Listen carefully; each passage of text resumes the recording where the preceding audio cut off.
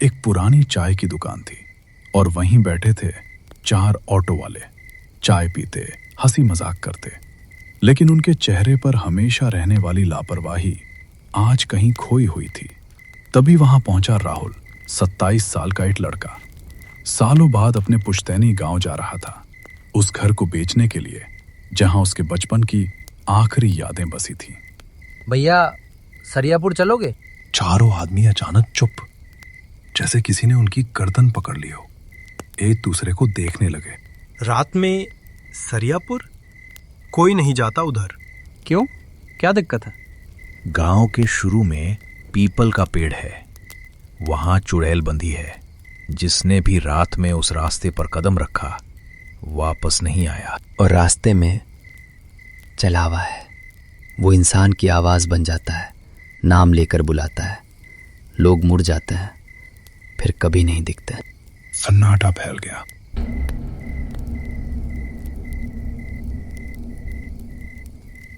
आप लोग भी ना बचपन से ये दादी नानी की कहानियां सुनते आए हैं। मैं 500 रुपए देता हूँ, पहुंचा दो बस। कुछ पल बाद चौथा ऑटो वाला बोला, ठीक है, पर सुन लो, मैं सिर्फ उस मोड़ तक छोड़ूंगा। वहां से 2 किलोमीटर पैदल जाना होगा। उसके बाद तुम और तुम्हारी किस्मत। राहुल ने हाँ कर दी और सफर शुरू हुआ।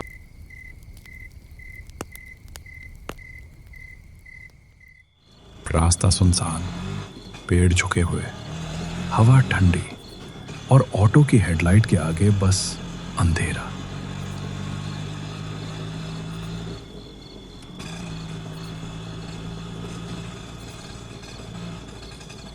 कुछ देर बाद ऑटो रुकी।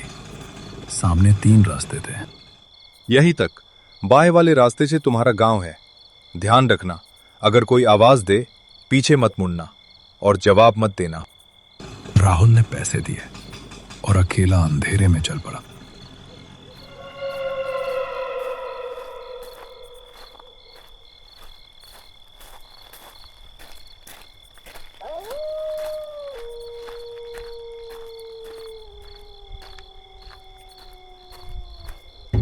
कुछ दूर चला ही था कि सामने लालटेन लिए एक आदमी खड़ा दिखा। कहाँ जाओगे? सरियापुर?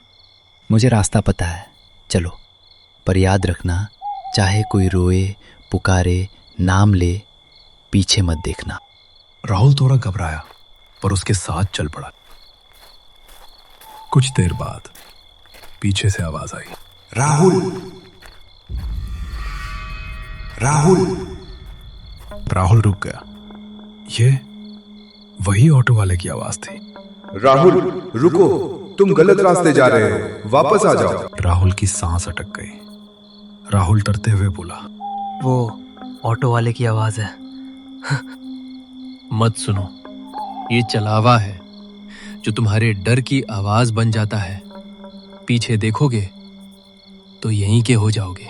आवाज और पास और डरावनी हो गई। राहुल, रुको, तुम गलत रास्ते जा रहे हो, वापस आ जाओ। लेकिन राहुल ने हिम्मत की और आगे चलता रहा।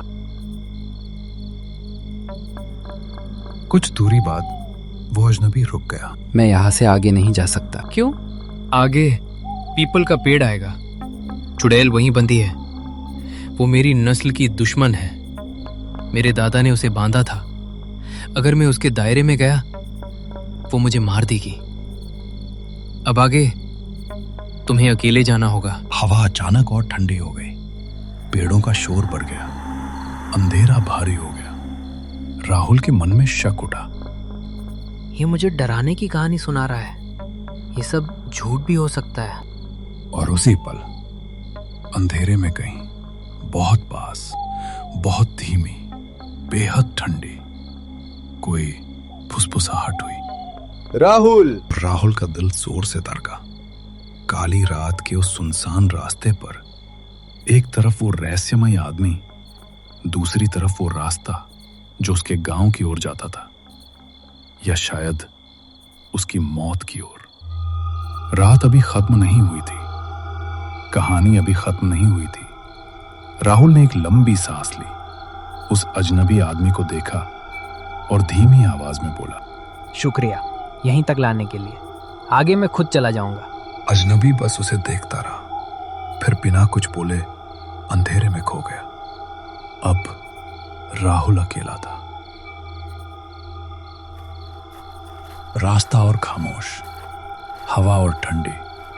अचानक सामने वही पीपल का पेड़ नजर आया, काला, भयानक, जैसे जमीन से नहीं मौत से उगा हो। राहुल का दिल डर रहा था, लेकिन दिमाग ने कहा, बस दौड़कर निकल जाऊंगा, कुछ नहीं होगा, बस भाग। वो तेजी से आगे बढ़ा, लेकिन जैसे ही वो पेड़ के दायरे में पहुंचा, हवा भारी हो गई, सांस रुक सी गई और एक औरत की ठंडी, गूंजती हुई चीख जैसी आवाज आई। कौन है तू जो रात के वक्त मेरी हद में घुसने की हिम्मत कर रहा है? राहुल ने डरते हुए ऊपर देखा। पेड़ की सबसे ऊंची डाल पर एक औरत का साया खड़ा था। लंबे बाल, फटे कपड़े, आंखें लाल अंगारों जैसी।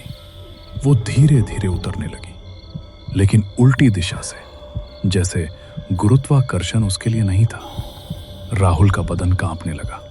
उसने भागने की कोशिश की, लेकिन उसके पैर जमीन से चिपक गए, जैसे जंजीरें कस गई हों। आज तेरे खून से मेरी प्यास बुझेगी। आज तू जिंदा नहीं बचेगा। राहुल रोने लगा। आवाज टूट रही थी। नहीं, प्लीज मुझे छोड़ दो, मैं मजबूरी में आया हूँ। मेरी माँ बीमार है, पैसों की सख्त ज़रूरत है, वरना मैं कभी यहाँ नहीं आता। मुझे बस अपना पुराना घर बेचना है। तुम भी तो किसी की माँ जैसी हो। मुझ पर गुस्सा करो, पर मारो मत। इतना सुनते ही चुड़ैल के कदम रुक गए। हवा अचानक शांत हो गई। तूने मुझे माँ कहा? राहुल के पैरों से पकड़ अपने आप ढीली हो गई। वो आजाद हो गया। चुड़ैल का चेहरा पहली बार मानवीय लगा। आंखों में दुख उतर आया। जा जा बेटा, मैं तुझे कोई नुकसान नहीं पहुंचाऊंगी। आज कई साल बाद किसी ने मुझे इंसान समझा है। राहुल के होठ कांप रहे थे। Thank you. और वो जितनी तेजी से भाग सकता था, भाग गया। कुछ दूर गांव के बीचों बीच रोशनी दिखाई दी। एक पुरानी चाय की दुकान खुली थी। दो लोग चुपचाप चाय पी रहे थे। राहुल हांफता हुआ वहां पहुंचा। उन्हें सब कुछ बता दिया। दोनों ने चुपचाप एक दूसरे को देखा और फिर बोले, तुम्हें मुखिया से मिलना चाहिए।